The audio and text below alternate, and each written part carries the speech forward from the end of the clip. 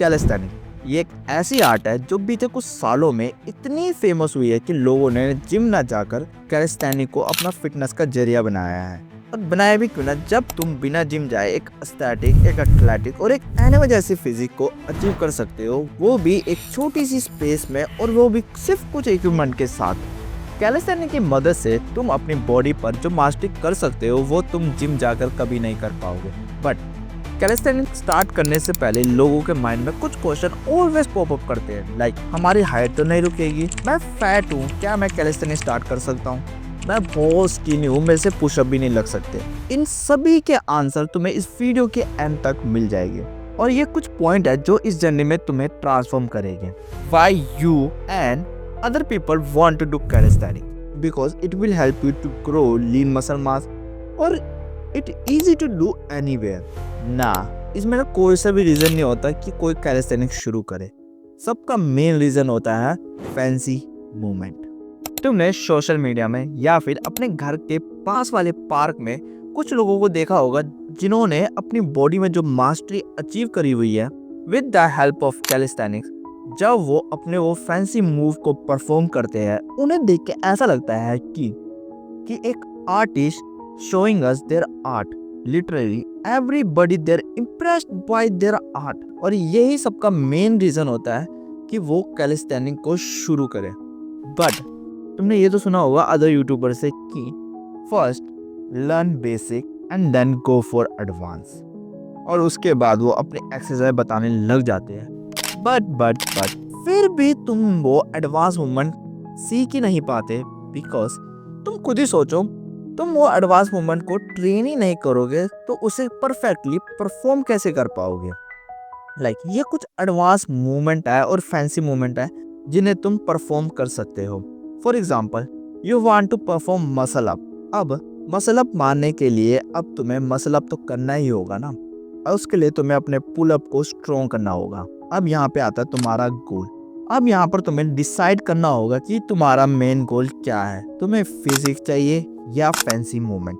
अगर तुम मेरे से पूछोगे, मैं हमेशा दोनों को चुनूंगा, बिकॉज तुम्हें बस एक फैंसी मूवमेंट को पिक करनी है और उसे मास्टर करनी है। तुम एक्सरसाइज यूट्यूब पे कहीं भी सर्च कर सकते हो, बस तुम्हें एक फैंसी मूवमेंट को पिक करनी है और उसे मास्टर करना है। बट यहीं पर तुम्हारी एक प्रॉब्लम शुरू होती है, इंजरी। अब तुम एडवांस मूवमेंट करना शुरू कर रहे हो, बट तो शुरुआत में तुम्हें इंजरी होने के चांस काफी ज्यादा होंगे।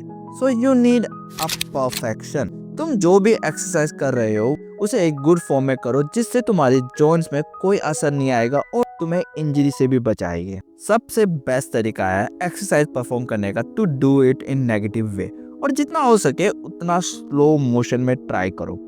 अगर तुम्हें उस फैंसी मूवमेंट में मास्टरी चाहिए तो तुम्हें प्रोग्रेसिव ओवरलोड करना होगा to get better day by day. ये वो एक्सरसाइज है जो तुम्हें परफॉर्म करनी है to master your basics. But उससे पहले तुम्हें ये बात अपने दिमाग में बिठानी होगी कि अगर तुमसे पुशअप नहीं मारे जाते तो तुम हैंडस्टैंड भी नहीं कर पाओगे। So we need learn some basic. अब प्रॉब्लम यहाँ पे खत्म नहीं होती, क्योंकि हम में से कुछ लोग ऐसे हैं जिनसे पुशअप या पुलअप भी नहीं मारे जाते। उनके लिए वो चीज इतनी मुश्किल होती है जितना एक एडवांस लेवल बंदे के लिए मसल अप मारना। अब मैं इनमें दो कैटेगरी डिवाइड कर रहा हूँ। फर्स्ट कैटेगरी होगी बर्ड की। इस कैटेगरी में वो लोग आते हैं जिनसे पुलअप और पुशअप नहीं मारे जाते। और सेकंड कैटेगरी होगी ईगल वाली।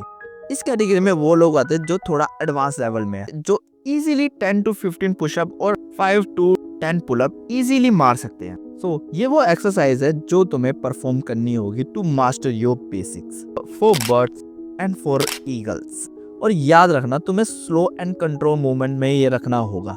If you are bird, then don't go for the fancy movement right now because it cause injury. तुम्हें पहले ईगल की कैटेगरी में आना होगा to start your glorious calisthenic journey। और रही बात वॉकर प्लान की, इस डिपेंड ऑन यू। अब ये जान लेते हैं हमने इस पूरी वीडियो में हमने करा क्या है। इस पूरी वीडियो में हमने ये सीखा है, first fancy movement. Fancy movement is easy, बस तुम्हें उसकी प्रैक्टिस करनी होती है। एंड सेकंड, तुम्हारा गोल क्या है, तुम्हें फैंसी मूवमेंट चाहिए, एस्थेटिक फिजिक्स चाहिए, और जिसमें मैं बताता हूँ you can do both. Choose one fancy movement and start mastering with a basic. Third is injury.